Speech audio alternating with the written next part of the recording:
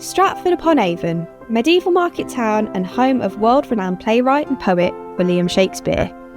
For years, Stratford-upon-Avon has been known as being the birthplace and burial site of the bard, the place for literary folk to congregate in honour of the sonnets, the prose and the... But we ain't here to talk about Shakespeare. From the lions to the chirping crickets, gain a snap, snap, can you dig it? Eagles are sharp in the high sky, jungle beats under the midnight sky. Cool animal town, it's wild and free. Read the lunge under the natural. Swing like monkeys, jump like frogs, down into the jungle with the cool animal law. Whilst we know Stratford for the evolution of the English language, we often forget that it's also home to a creature that's been evolving for much longer than that of Shakespeare's words. Amongst all the busts and buildings with Shakespeare's head tattooed across all the pavements and brickwork, we can find the legend of Kenny the Croc. Whilst you won't find him bobbing along the brownish water of the Avon, you can find him tucked away in the urban cenote. Which brings us to this cool corner of the world, Stratford's very own botanical bliss. The Stratford Butterfly Farm is home to Kenny the Crocodile, evolving for millions of years across Central and South America. We met a lovely chap called John, who gave us the behind the scenes into the life of Kenny, sharing all of his coolest Caiman facts that you probably didn't know, all from the comfort of our very own Stratford Butterfly Farm. Cool. So my name is John. I help to manage the mini bee section here, which includes our spectacle Caiman enclosure, and also I'm an education officer. I've been here for 9 years now. Started out as a volunteer, which is a fairly traditional route into these roles, and yeah, I've worked my way up to a point where I have a little bit more responsibility, and yeah, those slightly more fun jobs like working with Kenny the Caiman. So into the flight area. If we do get a little patch of sunshine come through, it will just explode with activity. But there you go. That one's a blue morpho, Central and South America. Nice species. We know that he was confiscated from the illegal pet trade, so Caimans, you're not allowed to have them in the UK unless you have a licence, rightly so. They're not very safe. He ended up at a pet shop, a reptile shop, where he was well cared for, but he was getting to the point where he needed more space. The guys that owned him knew this, and it was just really great timing that we were designing this enclosure. We were putting a few feelers out. Funnily enough, there's no shortage of Caiman that need rehoming in this country. They're still being bred and there aren't very many suitable homes for them. And he's been with us for 20 months-ish now, and he's settled in beautifully. Yeah, we're really, really chuffed. And we'll head straight through into our mini beast metropolis, is where most of my work takes place.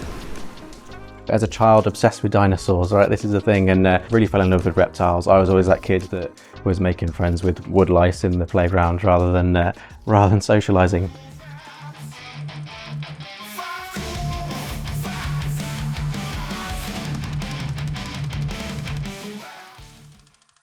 So obviously the nictitating membrane across their eye is a cool thing that maybe people are familiar with, this like second eyelid that comes across when they go underwater.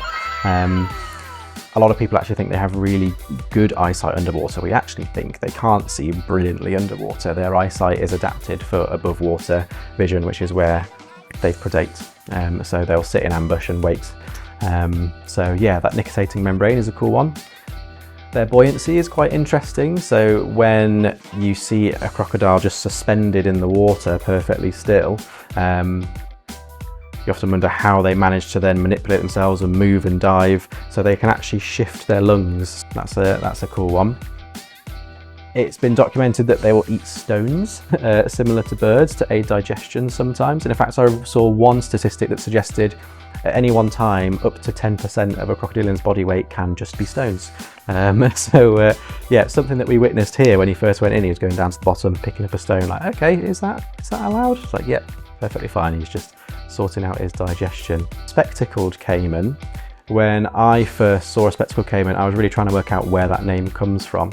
You expect big rings around the eyes or something like that. It's actually, there's a small bony ridge that joins the two eyes, which looks like the bridge of a pair of spectacles, which is where the name spectacled caiman comes from. And caimans, although we use the word crocodilian, or like, well, they are crocodilians, but we use the word crocodile all the time. It's kind of interchangeable when it comes to crocodiles, caimans and alligators.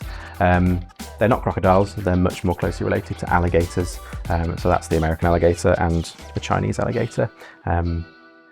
Yeah.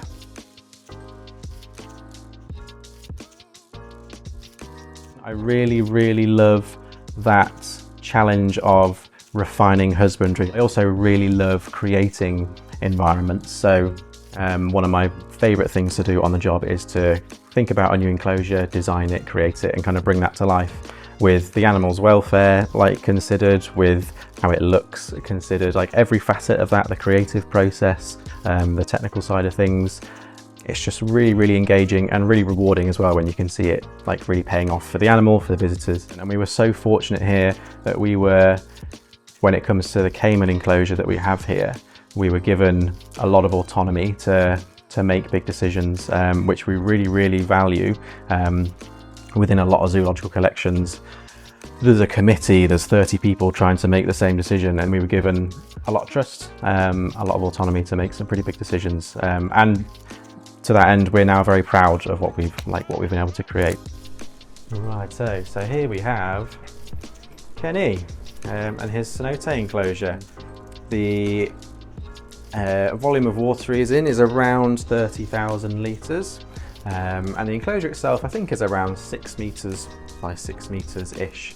We had a really wonderful artist that came in to visualise not just Kenny's enclosure, but the whole mini beast space that we did. And our challenge was to try to marry that with an enclosure that is workable. It's a cenote, which in Central America, these are geological depressions that are carved out by water, underground caves and river systems essentially. They have this beautiful crystal clear filtered water, and occasionally you'll find caiman or another crocodilian bobbing around in one. So that was the concept. So what we did, we went to Crocodiles of the World and other collections, went to the Whipsnade Zoo and just spoke to them about their enclosures, what they do like, what they don't like. We needed to source all that information and really, really try and start from a good, strong starting point. Because there was a wonderful bit of advice. If you need to move a caiman, because we have a hands-off approach with him, we don't have any contact with him whatsoever. It's stressful for us, it's stressful for him. We can capture him if we need to, if the vets request us to capture him for a health check or something like that. We've got the equipment and the space to do it. And part of that was designing an enclosure where we can move him from one space to another. For example, if I need to go into the pool and do a bit of cleaning, I can't have a caiman there watching me. He needs to be somewhere else where he's a little bit safer. So he has an off-show shift area, we call it, where he will swim through a little hatch quite gladly, have a little treat. He'll wait for his enclosure to be cleaned and then he'll come back out. Little design features like that go such a long way to making our lives easier and his life less stressful. This is his off-show shift area. Like I say, way less glamorous, but its value really is in just the utility that it offers. If you find yourself in a scenario where you've got this caiman, you have an issue with the door or something like that, your access door in, what do you do? Where do you put your caiman? So yeah, these things, there's a lot more expense that is incurred down to these things, and rightly so. Like, we absolutely need them, and it's so valuable having this. Like I say, this is the thing that allows us to have this completely hands-off approach. I'm going to stop jingling those, that's going to be irritating on camera. So yes, this really does offer us a great opportunity to work with him. So this works with, we've got a little winch here that when we're ready, I won't do it right now because he will come in straight away, he's very keen. But in fact, he's probably already got his nose pressed up against the grates over there. As soon as he hears people messing around in here, he starts to put two and two together. But yeah, this will wind up, Kenny will come through, we'll open this door up. We'll have a little bit of food attached onto this little bit of rope here that will hold up out of reach. Hopefully he will come and sit nicely on the scales for us. He'll then have his reward and he can go off, and in his eyes, he's had a reward. He's done exactly what we needed him to do. Stress-free, no fingers bitten off as well, which is the main goal. Obviously, to create a cenote, that beautiful crystal clear water as well, is some serious filtration. Crocodiles, or Caiman as he is, are famously messy creatures, messy eaters. They produce a lot of waste. So yeah, getting that filtered and to the standard that we need it to be, again, it was just really, really lovely, to have the autonomy to make those decisions and the funding behind it as well, because these things aren't cheap. I'm sure the guys won't mind me saying Kenny's enclosure was north of £200,000 to build, all in. So yeah, it's a big investment for one animal, but it's worth it, yeah.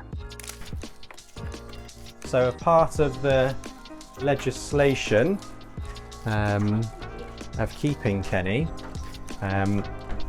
he is what we class as a Category 2 DWA animal, which stands for Dangerous Wild Animal. So this is a part of the UK legislation that regulates which animals can be kept by who and how you have to keep them. So as part of that process, we have to have a double door system. So if this door fails for whatever reason, he's not out with the public. Seems sensible. With Category 2, he's not considered to be too dangerous. If he gets too much bigger, there is a threshold where crocodilians past a certain size become Category 1. So Category 1 is like your lions, your bears, all those things that are taken very, very seriously, and rightly so. So yeah, we absolutely have lots of considerations in place for keeping us safe, keeping him safe.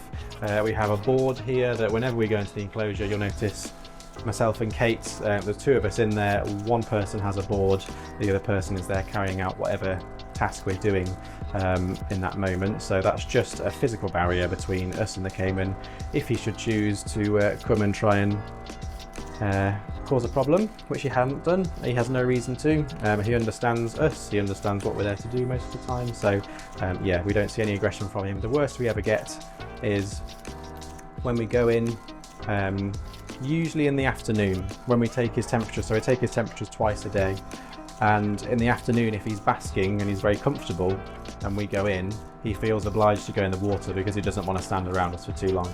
And he'll go in the water, he'll turn around and he'll let out a big hiss just to let us know that we've bummed him out. But yeah, that's the only thing that we tend to see where he shows a little bit of discontentment about us being in there. But no, he's really, really easy to work with. Here we've got the few little things that we use. So target training. So there are many applications for target training. Many people may not know that you can do it with crocodilians. Whipsnade Zoo are a really wonderful example of the utility of this. They have two African dwarf crocodiles, and they have one that's trained to go and sit by a red target, and the other one is trained to sit by a blue target. And that means that when it comes to feeding time, they can just pop the target down. The crocodile will come and sit by the target and wait for some food, and they can separate them during feeding time. There are more applications than that, but it's a really useful tool and a great way of managing crocodilians without having to be hands-on and do it in a completely stress-free way. So obviously we have to have things like capture poles and things like that in the worst case scenario, and we need to capture them up. But as of yet, no need to utilise those. They're clever animals. They absolutely do have personality. We often refer to him as being a little bit dog-like sometimes in his behaviours, and you can, to some degree, train them in the same way that you would train a dog. Obviously not doing tricks and things like that, but we do a little bit of clicker training with him. He understands his routines. He has positive associations with different spaces. So when we weigh him, you'll see he's super keen to go in and get weighed because he knows full well he's going to get a treat. So yeah, he's absolutely cognitively all there. He knows what's going on. When we have school tours come through, quite often he'll have a little bit of a snack. It might just be some locusts or some little invertebrates, just to get him in the water, get him moving, get him excited. And when we get the kids lined up at the glass and sat down, he's straight in the water, like, great, where's it coming from? So yeah, he's thinking all the time. So it may look like, I had just yesterday, someone said, is he real? Is that plastic? I was like, well, yeah, sometimes he may as well be plastic, but no, he's there and he's thinking and he's considering, and to the full extent, we don't really know exactly what's going on in there. Like, really, like, We know their basic drivers. We know what they're aiming to do in terms of just survival, reproduction, all these things. Like, we know what drives them. But yeah, I'm sure there are complexities in there that we haven't really got the full grasp of yet.